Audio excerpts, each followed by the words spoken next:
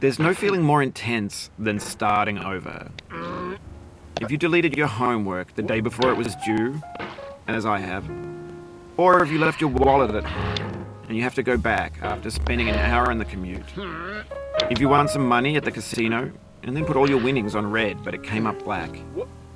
If you got your best shirt dry cleaned before a wedding and then immediately dropped food on it. If you won an argument with a friend and then later discovered that they just returned to their original view. Starting over is harder than starting up.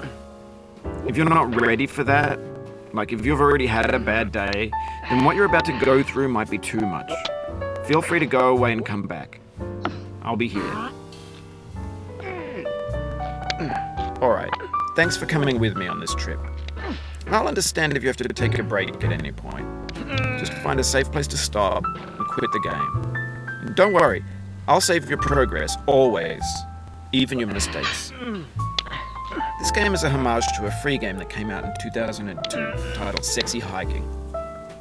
The author of that game was Jazzuo, a mysterious Czech designer who was known at the time as the father of B-games.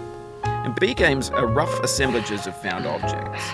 Designers slap them together very quickly and freely, and they're often too rough and unfriendly to gain much of a following. They're built more for the joy of building them than as polished products. In a certain way, Sexy Hiking is the perfect embodiment of a B-game. It's built almost entirely out of found and recycled parts, and it's one of the most unusual and unfriendly games of its time. In it, your task is simply to drag yourself up a mountain with a hammer. And that act of climbing, in the digital world or in real life, has certain essential properties that give the game its flavor. No amount of forward progress is guaranteed.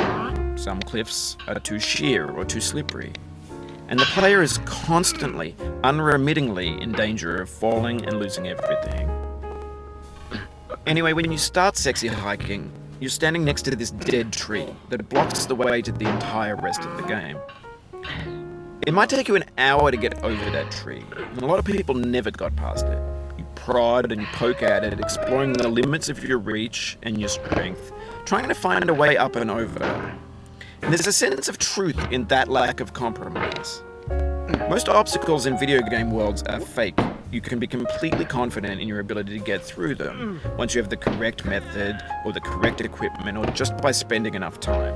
In that sense, every pixelated obstacle in Sexy Hiking is real.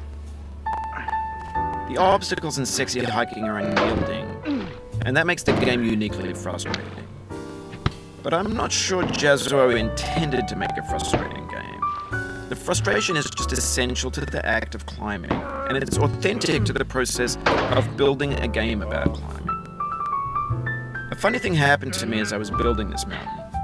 I'd have an idea for a new obstacle, and I'd build it, test it, and it would usually turn out to be unreasonably hard.